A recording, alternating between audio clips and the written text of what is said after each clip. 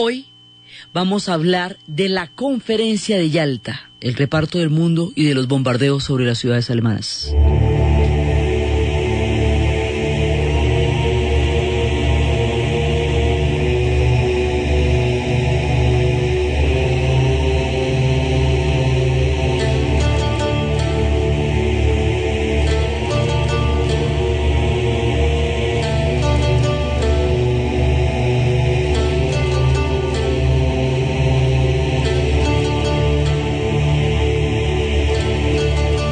La Conferencia de Yalta va a ser uno de los sucesos más importantes del final de la guerra. La guerra, habíamos visto, primero pues era el asombro, ¿no? Era ver a ver cómo se paraban los alemanes. La primera era la guerra relámpago, la segunda parte es cómo se va a parar a los alemanes, la tercera es cómo se va a derrotar a los alemanes. En esta parte del conflicto, los alemanes ya, digamos, su destino está virtualmente trazado. Avanzarán los rodillos y ya en este momento se nos presenta una coyuntura completamente diferente a la que se ha presentado en toda la guerra. Ya se trata de empezar a planear la posguerra. ¿Qué se va a hacer con el mundo? Esto es una cosa muy delicada porque es como el equivalente a lo que fue en 1815 la Santa Alianza, después de la derrota de Napoleón, después del fin de las guerras napoleónicas.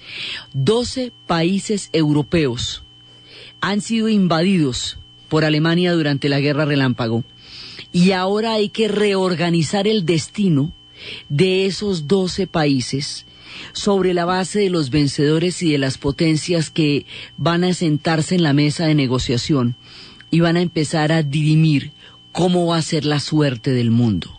Entonces, esta conferencia de Yalta queda en la península de Crimea, en la parte rusa que sale al Mar Negro, en la parte europea de Rusia. Lo más europeo que tiene Rusia es este pedazo. La península de Crimea tiene el problema de que no trae buena suerte para los dirigentes. Muchos de los dirigentes que van a Crimea les va a ir mal. En el futuro en Crimea caería Khrushchev, después Gorbachev, y aquí caerían dos grandes después de la conferencia de Yalta en Crimea. Yalta es el territorio de Stalin. Yalta es el territorio, es el sitio, el balneario, donde se va a tomar una de las decisiones más importantes. Pues ahí se van a trazar los límites de Polonia, ahí se van a repartir los Balcanes, se va a trazar la suerte de Alemania, se va a bendecir la ONU. Ahí van a crearse las condiciones para prefigurar un bosquejo, un borrador de lo que iba a ser el mundo después de la Segunda Guerra Mundial. Entonces, ¿qué pasa? Al producirse esto, tenemos una serie de matices. Las conferencias anteriores que se han venido gestando, las de Casablanca, la de Teherán, todas las demás conferencias que se celebraron durante la guerra, eran conferencias para establecer la dirección el curso de la guerra durante los siguientes 6 meses. O sea, de aquí para adelante vamos para tal lado, vamos para el otro. Habíamos visto que en Casablanca habían decidido que ahí era donde iban a entrar por Italia, que iban a aliviar la presión del frente ruso que estaban batallando en Kursk, y entonces deciden la invasión a Italia, y luego deciden la invasión a Normandía. Todas las conferencias era para cuadrar el rumbo de la guerra. Aquí ya no están en un bloque común, cuadrando el curso de la guerra y definiendo las estrategias a seguir durante los siguientes 6 meses, sino repartiéndose el mundo a las puertas de la victoria final. Entonces aquí los intereses empiezan a hacerse diversos, porque cuando todo el mundo tiene un enemigo común, entonces el enemigo común los une, pero cuando ya el enemigo común está a las puertas de la derrota, los intereses de cada uno de ellos van a empezar a aflorar. Y eso empieza a verse en Yalta. En Yalta todavía hay un espíritu festivo, hay brindis. Está el brindis de Stalin, que brinda por Churchill y dice que él salvó a la nación inglesa, y le hace un brindis muy elogioso. Y Churchill le dice, mire, yo le cuento que ni siquiera en los días más aciagos de la guerra sentí la presión que siento en este momento en la conferencia. Entonces están, digamos, el ambiente es un ambiente como de victoria, de celebración. Eso se agotó el caviar, champaña para todo el mundo. Mejor dicho, esto era digamos, la celebración, la pachanga. Pero al mismo tiempo, aquí empiezan a polarizarse las fuerzas. La conferencia de Yalta será la última conferencia en donde haya un lugar común desde el cual los aliados entren en negociaciones, porque la siguiente, que es la de Potsdam, va a ser el inicio de la Guerra Fría. En la conferencia de Yalta ellos todavía creen en unos acuerdos comunes. En la conferencia de Potsdam va a haber una sensación de que los acuerdos de Yalta no se cumplieron como se pactaron, y esos baches y el abandono de dos personajes fundamentales de nuestra historia van a hacer que la siguiente conferencia, la de Potsdam, tenga un clima de desconfianza que nos lleve a dejar lista e instalada la Guerra Fría. De manera que cuando termine la Segunda Guerra Mundial, la Guerra Fría ya estará sobre el tapete, porque el reparto del mundo va a conducir a otras polaridades distintas. Entonces aquí están sentados los tres grandes. ¿Quiénes son los tres grandes? Está sentado Stalin, están en su tierra, están en Rusia, Yalta. Está sentado Churchill y está sentado un personaje que se llama Franklin Delano Roosevelt. Franklin Delano Roosevelt, presidente de los Estados Unidos, varias veces presidente de los Estados Unidos, este hombre hemipléjico, cuya parálisis haría que las fundaciones que lleven su nombre en el mundo sean donaciones de él a lo que va a ser la curación y la rehabilitación de las personas que vayan a padecer de parálisis en el mundo. Por eso son los institutos Franklin, por él. Este personaje salvó a los Estados Unidos de la Gran Depresión a través de una política gigantesca de inversión social y democracia que se conocería con el nombre del New Deal, del Nuevo Trato. Es decir, lo sacó de la depresión, pero con vías democráticas, porque el fascismo y el nazismo también sacaron de la depresión a Alemania e Italia, pero hay que ver cómo fueron. Este personaje va a estar pendiente de la entrada de los Estados Unidos a la guerra para darle el apoyo a Churchill, y es el que va a decir si la casa de mi vecino se está incendiando, ¿por qué no prestarle mi manguera?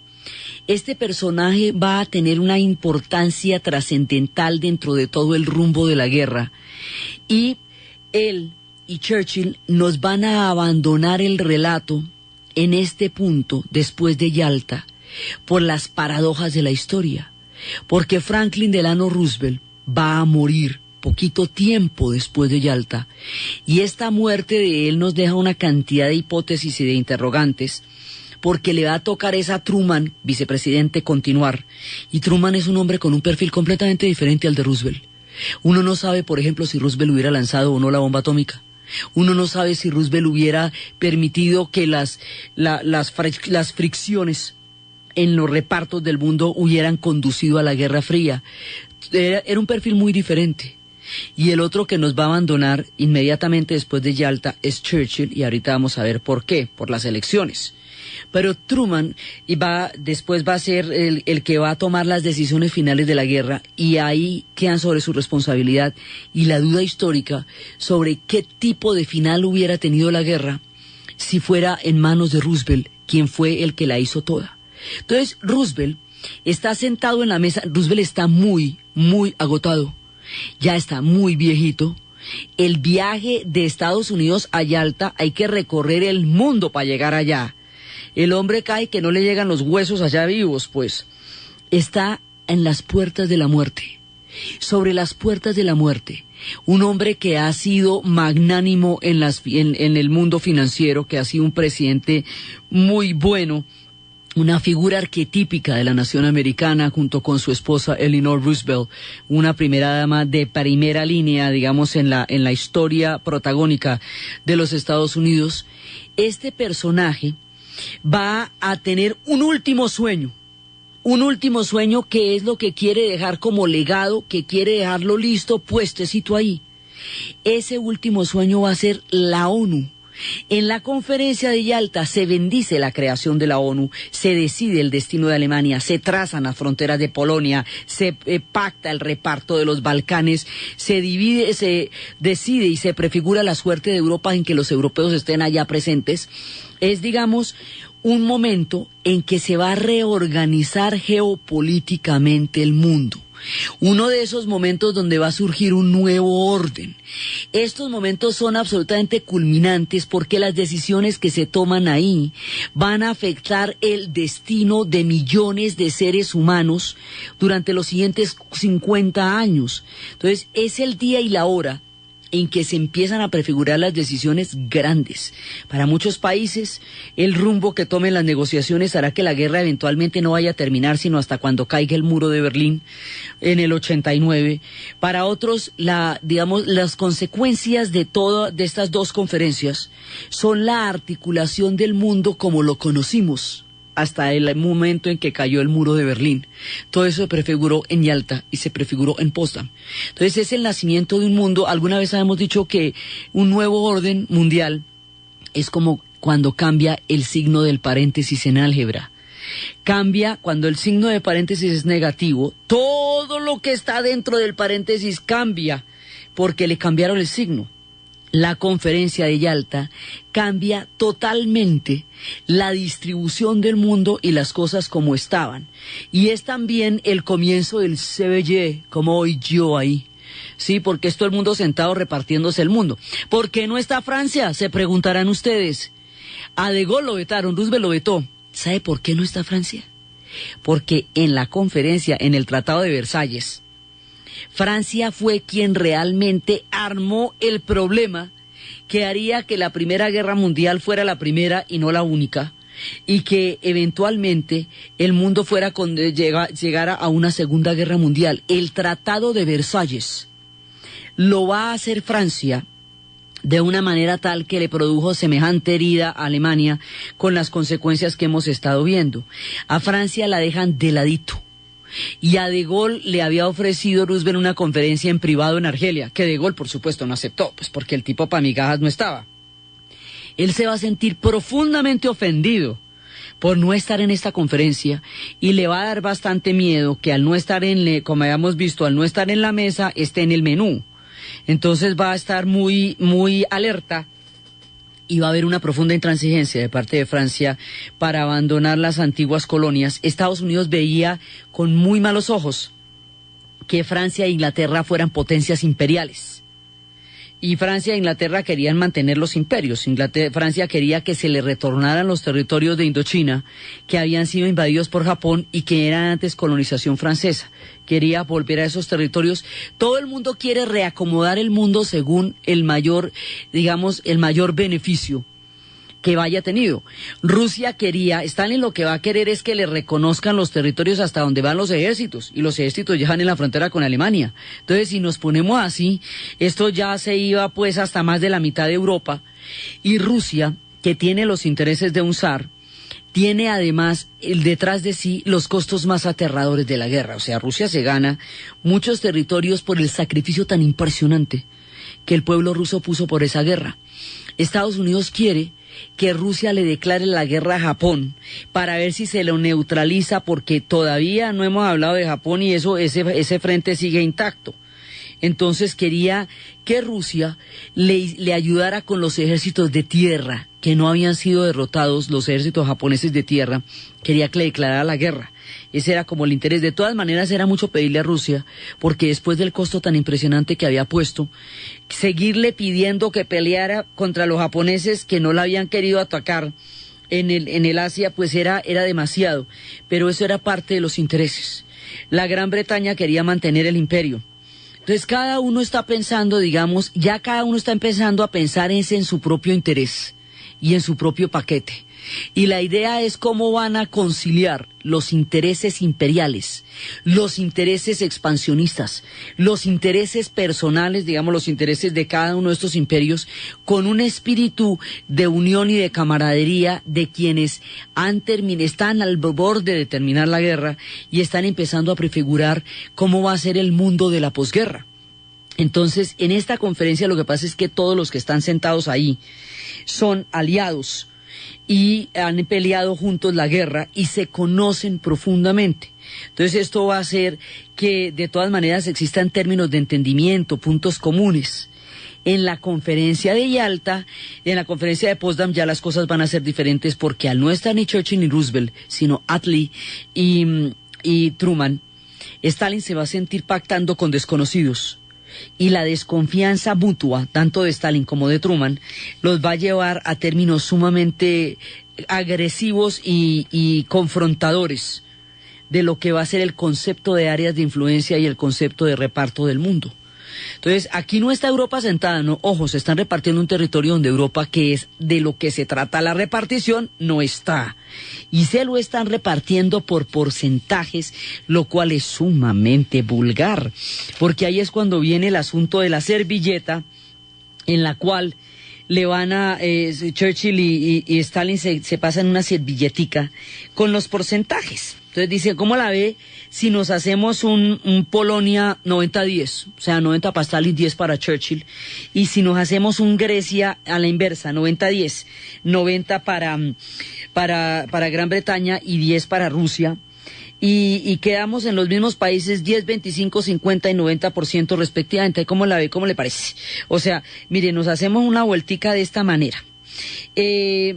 Moscú aseguraba el predominio del 90% de Rumania, 75% de Bulgaria, 50% de Yugoslavia y Hungría y 10% de Grecia. Lo demás, en especial Gran Bretaña, se queda con esos mismos países con el 10, 25, 50 y 90 respectivamente. O sea, con la gran mayoría de Grecia. Sí, se van a repartir los mismos Balcanes por donde empezó la Primera Guerra, se los van a repartir aquí en la conferencia de Yalta. La misma Polonia por la que empezó la Segunda Guerra es la que cuyos límites van a quedar fijados de acuerdo con lo pactado en Yalta. Entonces, lo que aquí se está definiendo es de un calibre impresionante porque el destino de los pueblos va a quedar definido aquí, va a quedar determinado por esto. Por otro lado, como hay regímenes económicos y políticos completamente diferentes, porque los unos son capitalistas y los otros son comunistas, Stalin dice que el país invasor, la nación que ocupe, va a imponer el régimen social, es la que define cuál es el régimen social que va a haber ahí, la nación que ocupe, la nación que libere. Esto nos va a poner en la confrontación sobre si Europa será comunista, si Europa será capitalista, en qué medida lo va a hacer y de qué forma, y ahí nos estamos metiendo en el espinosísimo terreno de las bases de lo que va a ser después la Guerra Fría. Entonces, aquí todavía muy querido, es muy divino, es muy rico todo, pero ya estamos empezando a mostrar los dientes. Sí, ya la cosa está adquiriendo un tono un tanto tenso, un poquillo, pero ya en la conferencia de Potsdam la cosa sí se va a poner muy grave. Entonces, en este punto del relato hay que despedir a dos grandes, porque la historia tiene un montón de paradojas. Vamos a despedir a Churchill con todos los honores, al hombre que llevó a Inglaterra a la victoria, al hombre que permitió que hubiera resistido la Gran Bretaña lo suficiente para que la entrada de los Estados Unidos hubiera cambiado el curso de la guerra, al hombre que se le debe en gran medida la victoria aliada de la Segunda Guerra Mundial por el coraje y el valor de su pueblo y que él logró infundirles, al hombre de este espíritu tan supremamente recio que fue capaz de enfrentar las horas más sombrías de toda la historia de Inglaterra con una fuerza, con una integridad y con una mística inolvidables. A este personaje lo tenemos que despedir con todos los honores de nuestro relato, porque va a haber elecciones inmediatamente después de Yalta y él va a perder las elecciones. El pueblo inglés, agradecido profundamente, le comenta que el hombre que lo llevó a la victoria no será quien lo lleve a la paz, porque para la paz se necesita un espíritu de conciliación, un espíritu de encuentro que Churchill no posee. Él es un guerrero, es un león. ha desplegado toda su fuerza para salvar a Inglaterra como siempre lo soñó. Inglaterra le estará agradecida por toda la vida. Es uno de los personajes emblemáticos más importantes de la identidad misma de la nación inglesa, y en sus memorias será una parte fundamental de la visión que Inglaterra tiene de sí misma. Pero no lo eligen para la paz. Inclusive le dice Stalin le dice, seguramente tú vas a ganar las elecciones, pues después de todo lo que hiciste. Sí, quién sabe. Es que en mi país hay 2 partidos, ¿ve? Y yo pertenezco a uno de ellos. Entonces Stalin dice, no, eso sí no hay nada como el partido único. Eso que se pongan en elecciones y esas cosas es una cosa muy aburridora, muy peligrosa. Pues el pueblo inglés derrota a Churchill en las urnas, para paradoja, pero también para entender que es un espíritu distinto el que ahora va a animar a la nación de la Gran Bretaña. Vendrá la recuperación, vendrá la reconstrucción, vendrá el tiempo del estado benefactor, un nuevo cambio de rumbo necesitará este país para reponerse de tanto sufrimiento y buscar su rumbo en el nuevo siglo. Eso es una cosa.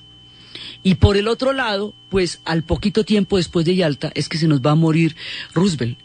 Roosevelt se nos muere, pero a las puertas de la muerte quiere dejar una institución claramente montada, que sea su último aporte, que sea su última contribución al planeta Tierra dentro del papel histórico fundamental que él ha cumplido, tanto en la guerra como en la historia de los Estados Unidos. La ONU, la Organización de Naciones Unidas. Habíamos quedado en que uno de los elementos que se considera incidente dentro de lo que va a ser la crisis de todos los años 30 es la total disolución de la Sociedad de las Naciones. La Sociedad de las Naciones estaba viciada desde el origen porque Estados Unidos no participó en ellas, porque estaban ligadas a Versalles. Pero al quebrarse frente a la crisis etíope, el mecanismo de intermediación que pudiera llegar a interceder frente a un conflicto internacional desaparece. Entonces hay que volver a montar la idea, pero de una manera más sólida. Es muy importante para Roosevelt que Stalin esté en la Sociedad de las Naciones y esté en el Consejo de Seguridad. Porque si una de las potencias importantísimas y vencedoras no está presente allá, vuelve y pasa lo que pasó en la Sociedad de las Naciones. Entonces es importante que se cree con su Consejo de Seguridad. El Consejo de Seguridad lo van a determinar los vencedores: los Estados Unidos, la Unión Soviética, la Gran Bretaña, la Francia. Sí, va a haber una intermediación. La ONU, con todos sus defectos, con todas sus falencias, con todos sus fracasos, con la cantidad de circunstancias que ha atravesado, sobre todo con el correr cambiante de los tiempos, es el único mecanismo de intermediación existente a nivel planetario, el único lugar donde se pueden dirimir los conflictos. Es el que ha prohibido las guerras preventivas, que un país invada a otro por si las moscas, ataque a otro porque quién sabe, uno nunca sabe. Ha prohibido eso. Es el mecanismo a través del cual se universalizarán los derechos humanos con un carácter vinculante para los estados, porque será la única manera de volver a retomar el hilo de este eje de análisis después de todos los horrores de la guerra. Cumple una función importantísima aún dentro del mundo actual, y es el sueño de tener una instancia planetaria donde se puedan dar algún tipo de solución o consideración a los conflictos para impedir que se vayan a generalizar. Como ese es el sueño de Roosevelt, los Estados Unidos van a quedar como columna vertebral de la ONU, digamos, desde el principio. Pero la idea de Roosevelt, el sueño de Roosevelt es muy importante, porque ese es el espíritu original de la ONU. Muchas cosas han pasado desde los días de Yalta, pero la importancia que tiene este planteamiento no se debe desconocer, porque si no, no queda ningún tipo de intermediación y todo el mundo puede hacer lo que le parezca. Entonces, saltarse a la ONU, bajarle la caña o considerarla inoperante a pesar de sus falencias es de alta peligrosidad, por recordar el asunto de la Sociedad de las Naciones. Esta es la contribución de Roosevelt al mundo, es lo que deja fijado. Entonces, esta conferencia es sumamente paradójica, porque se deciden unos lineamientos generales bastante ambiguos, pero digamos, es como un bosquejo, ¿no? Hagamos esto así. Pues cuando hicieron lo de la servilleta, tanto que le dijo Churchill a Stalin, oiga, y si desaparecemos esta servilleta, es que eso da como pena, pues, digamos, decidir el destino de tantos millones de seres humanos en una servilletica. Entonces Stalin, no, botémosla, dijo, no, guárdala. Y ahí la guardaron con su pedazo de ponqué de cómo se iban a repartir el mundo. La conferencia de Yalta decide la creación de la ONU. La conferencia de Yalta esboza el futuro de la posguerra. Y así como decide los mecanismos que en el futuro podrán dirimir los conflictos de las naciones, también toma otra decisión que se pactó en ese momento, cuyas consecuencias van a ser devastadoras también para otra nación. Alemania ha recorrido toda la guerra relámpago y aquí, en la conferencia de Yalta, se va a decidir la aniquilación de Alemania, pero no la derrota, que ya está casi derrotada. La aniquilación de Alemania, los bombardeos sobre las ciudades alemanas, que ya venían gestándose desde 2 años atrás, aquí se van a convertir en un objetivo que no pretende la capitulación, que no pretende la victoria, que no pretende el triunfo, que pretende la aniquilación. El destino de Alemania está condenado desde esta conferencia y el cielo se va a desplomar sobre las cabezas de la nación alemana.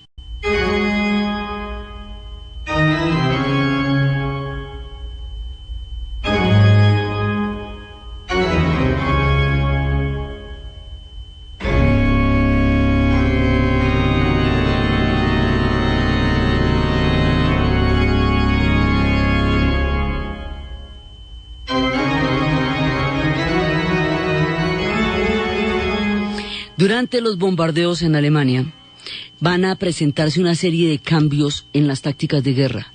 Estos cambios en las tácticas de guerra van a ser dramáticos porque simultáneamente van a prefigurar el horror y la barbarie de lo que son las guerras modernas.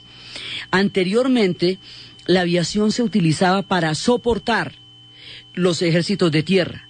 Ahora la aviación se va a utilizar como un arma en sí misma. La destrucción de Alemania se va a hacer desde la aviación y se van a inventar unas megafortalezas volantes que van a ser capaces de botar 10 toneladas de bombas cada una. Entonces, estas fortalezas gigantescas van a producir un nivel de daño, son los aviones B-29 y B-17. Esta aviación permite ataques masivos. Entonces ya al principio se hablaba de bombardeos estratégicos de ciertos lugares, bombardeos localizados en blancos específicos, como decir aeropuertos o fábricas de aviones. Ahora se va a cambiar a lo que se va a conocer como la Operación Alfombra. La operación, uno de los mecanismos de la guerra siempre son los eufemismos de las palabras. Operación Alfombra quiere decir barrer todo lo que se mueva, todo lo que esté vivo, cualquier cosa. La destrucción, el aniquilamiento de todos los seres humanos de la nación alemana. Eso significa Operación Alfombra. Pues el nombre tiene un aire volador. Eso significa arrasar un territorio en su totalidad. Entonces, con estos aviones, porque antes, durante los bombardeos, les pasaban lo mismo en Alemania que les estaba pasando a los alemanes con los ingleses. Y es que como usted tiene que entregar ir, bombardear y devolverse, cuando va a bombardear, se enfrenta con el fuego antiaéreo y cuando se devuelve lo están esperando los cazas para atacarlo. Efectivamente, la idea era, los bombardeos en Alemania tenían como función aliviar la carga de los rusos que estaban en Kursk. Entonces se viene toda la Luftwaffe a apoyar y a salvar Alemania. Y por supuesto es muy peligroso bombardear porque la Luftwaffe lo está esperando, debilitada como está, aún lo está esperando. Entonces los chicos que bombardeaban eran unos pelados muy jóvenes que botaban esta cantidad de toneladas de bombas y se devolvían, tenían que hacer 25 misiones. Si lograban pasar 25 misiones volvían a casa. Eso es una historia de una película que se llama Memphis Belle. Entonces desde el punto de vista de quien bombardea, ese no ve nada. No solamente descarga las bombas y se devuelve y empiezan a bombardear de día y empiezan a bombardear de noche. y los bombardeos de día y de noche van arrasando cada una de las ciudades. Desde el punto de vista de los aviones, son misiones de alta peligrosidad, porque tienen un riesgo altísimo y usted se mete en un infierno volador y a usted en ese momento lo están esperando los cazas. Cuando se inventan los grandes aviones, ya la aviación es capaz de proteger a los bombarderos durante el tiempo en que bombardean y después cuando regresan.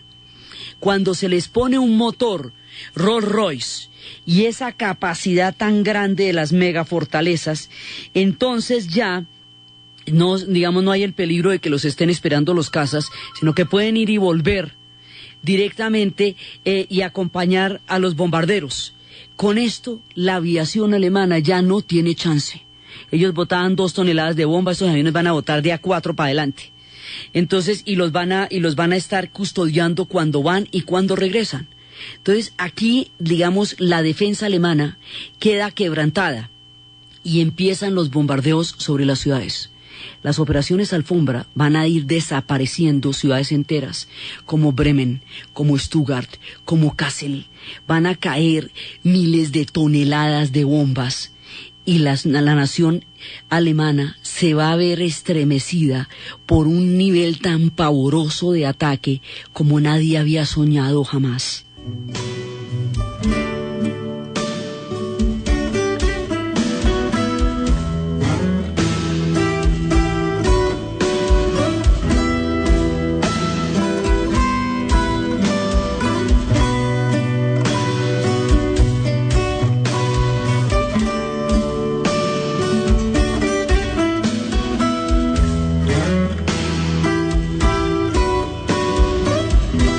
Toneladas de bombas van a caer sobre las ciudades alemanas. La ciudad de Colonia quedará totalmente destruida. Y la catedral, la inmensa catedral, la maravillosa catedral, donde están enterrados los Reyes Magos, la que quedó tan majestuosa que dicen que el mismo arquitecto había hecho un pacto con el demonio para garantizar la soberbia belleza de la catedral de Colonia, queda toda en pie. Y los alemanes dicen que ella no fue destruida porque servía de punto de referencia para la aniquilación total de Colonia. En este punto se nos va a presentar, habíamos hablado de un triángulo dinámico de víctima, victimario y salvador, un triángulo que fácilmente puede virar de un lado al otro.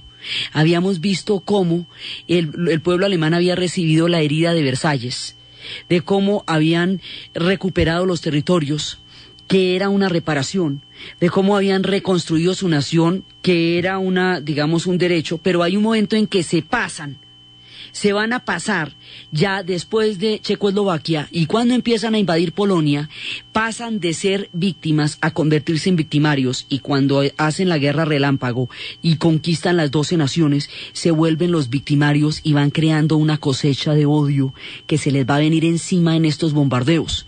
Esta es la factura, la cuenta de cobro que pasan las 12 naciones invadidas por lo que pasó con Alemania. Pero en este punto también se devuelve, digamos, el triángulo, los aliados, que habían sido primero las víctimas de una guerra relámpago pavorosa. Luego habían sido los salvadores, los libertarios que están entrando por Normandía. En el bombardeo de las ciudades alemanas van a cruzar la delgada línea de este triángulo dinámico y se van a convertir en victimarios, en un crimen histórico que nunca se va a juzgar porque fue cometido por los vencedores. No solamente los vencidos cometieron crímenes, también los vencedores. Después de la destrucción de absolutamente todas las ciudades alemanas, después de todo esto, todas es Bremen, es Kassel, es Stuttgart, Berlín todavía no, ya llegaremos a Berlín. Entonces, de esa no va a quedar pues ni piedra sobre piedra. La idea es la siguiente, es destruir la casa de los alemanes, es destruir todo. Entonces dice, mire, ya les hemos destruido los cuartos, ya les hemos destruido la cocina, los juguetes, la sala, el comedor, las alcobas. Ahora vamos a destruirle lo que más aprecien, lo que más estimen, lo que más amen, la porcelana china. Vamos a coger esa porcelana de varias generaciones que es estimada por los dueños de casa y la vamos a aplastar. La porcelana china, el punto, digamos, ya del alma, es la ciudad de Dresde. La ciudad de Dresde, una ciudad barroca, preciosa, como hoy nos podríamos imaginar, porque ya no hay rastro de ellas, lo que es Brujas, esta pequeña ciudad que queda en Bélgica a menos de una hora de Bruselas, y que es una de las ciudades más bonitas del mundo, digamos que eso es una sola postal. Así era Dresden. Dresden era un tesoro de la arquitectura. Dresden era una ciudad civil, sin ningún tipo de importancia militar. Dresden no contaba para nada, ya dentro de la aniquilación, ya me he dicho, ya dentro de la definición de la guerra, esto no era necesario. Van a desarrollar un bombardeo sobre Dresden de tales magnitudes, van a bombardear las estaciones de gasolina, van a bombardear lo que son las estaciones de bomberos para que no se puedan apagar los incendios, y van a botar tal cantidad de bombas sobre Dresden que 150.000 personas van a morir quemadas en Dresden, calcinadas, población civil, indefensa, que no, digamos, que no hace ninguna diferencia dentro del plan general de la derrota alemana. Aquí incurrimos en un problema que los griegos llamaban íbice, el pecado por exceso. Hay un momento en la guerra de Troya, cuando ya Troya está totalmente aniquilada, en que los griegos violan a las mujeres troyanas en los templos. Ese es el pecado por exceso. Cuando eso sucede, los mismísimos dioses se ofenden y hunden la flota griega porque se pasaron de toda pasadez. Dresden es un crimen histórico, crimen de lesa humanidad, pero nadie lo va a cobrar porque es un crimen de vencedores. El pecado por exceso. Dresden no era necesario, esto no tenía que pasar, no había que quemar vivas a esa cantidad de personas para quebrar el corazón de Alemania.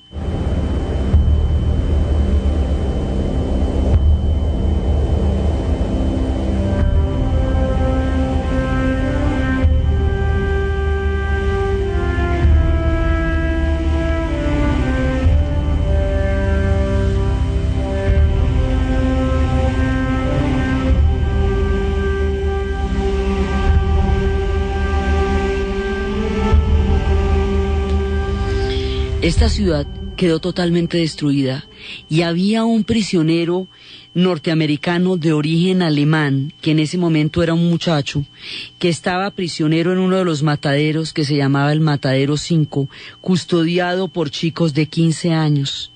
Él vio con sus ojos aterrados el horror de lo que pasó en Dresden, y en el futuro se convertiría en uno de los escritores más importantes de las letras norteamericanas contemporáneas. Se llama Kurt Vonnegut, y en su novela Matadero 5, por el lugar donde él estaba prisionero cuando sucedió lo de Dresden, denunciará al mundo el crimen histórico de Dresden, el pecado por exceso, la aniquilación de esta ciudad que en nada diferenciaba ni alteraba el curso de los acontecimientos que se hizo por sevicia. Entonces, aquí hay horrores de lado y lado. A Alemania se le devuelve la cosecha del odio.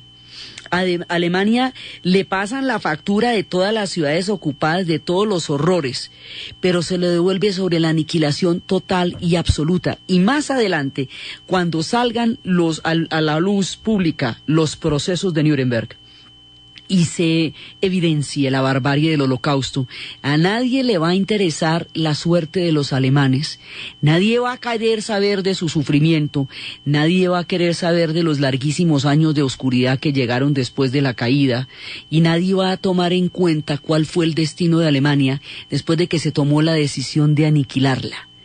Cuando se toma la decisión de aniquilar a Alemania, aquí vamos a entrar en una modalidad de guerra que es sumamente complicada. Primero, los alemanes sufren igual que los ingleses, porque la población civil, para quien no hay ninguna clemencia desde el cielo, cuando la muerte viene generalizada en las operaciones antorchas, nosotros habíamos escuchado este relato de Pink Floyd cuando estaban aterrorizados los ingleses, por los bombardeos que venían desde el cielo de parte de Alemania para quebrar el espíritu de los ingleses. Ahora se voltea la moneda y el mismo miedo y los mismos asustados corriendo a los refugios son ahora los alemanes sufriendo los bombardeos de la aniquilación, y la población civil, en un caso como en el otro, sufre el mismo terror y está tan indefensa y tan inerme frente al cielo que se desploma sobre sus cabezas en un caso como en el otro.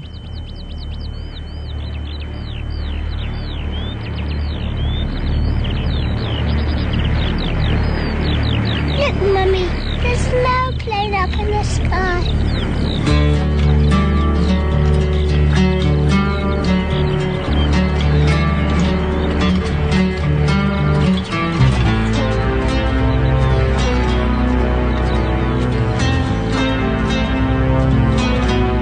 Otra vez, que si has visto a los asustados, que si has visto a los aterrados, que si has oído las bombas que caen, que si has visto por qué tienen que meterse en refugios antiaéreos para esperar la llegada de un nuevo día, adiós cielo azul.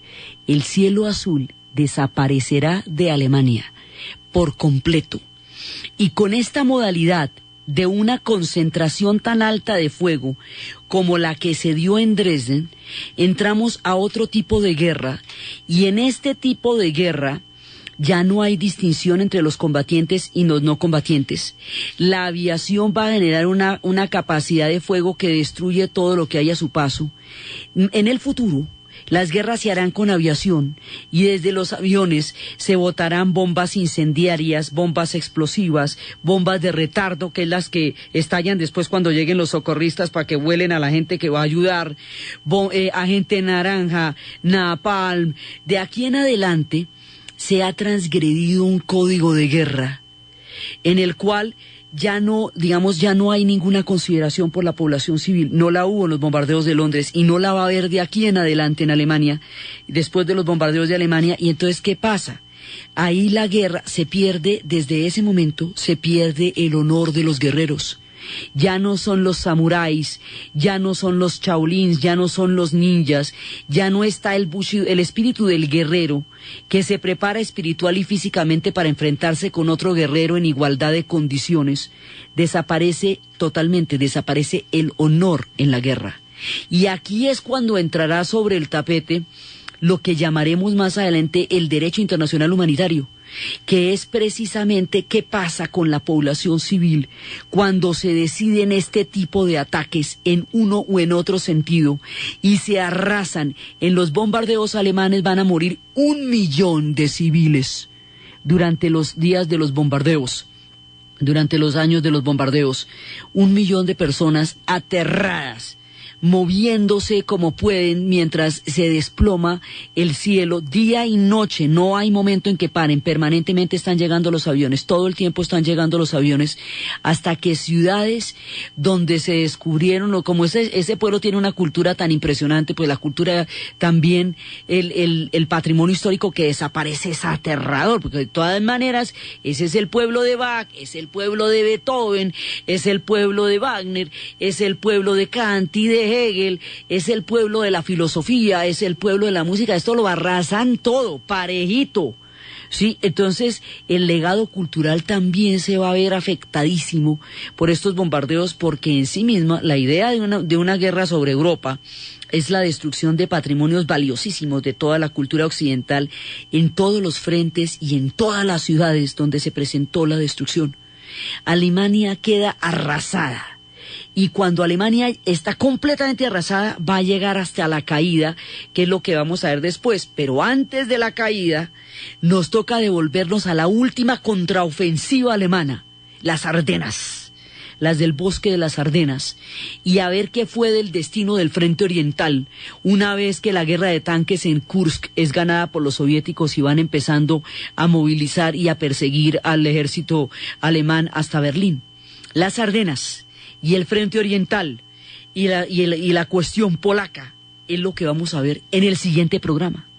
Entonces, desde la soberbia y magnífica figura de Winston Churchill, grande como nunca, despidiéndose del capítulo más trascendental de la historia donde él salvó a su nación, desde el sueño de Franklin Delano Roosevelt de dejar montada una intermediación que pudiera humanizar las relaciones entre las naciones, un sueño, una utopía que de alguna manera hiciera del mundo un lugar mejor para vivir, desde el cinismo de los repartos de Yalta, donde el mundo va a ser repartido a espaldas de los que van a ser entregados en porcentajes, desde la paradoja y los cambios de tiempo y el nuevo orden que se prefigura en la historia. En la narración, Diana Uribe; en la producción, Jessy Rodríguez. Y para ustedes, feliz domingo.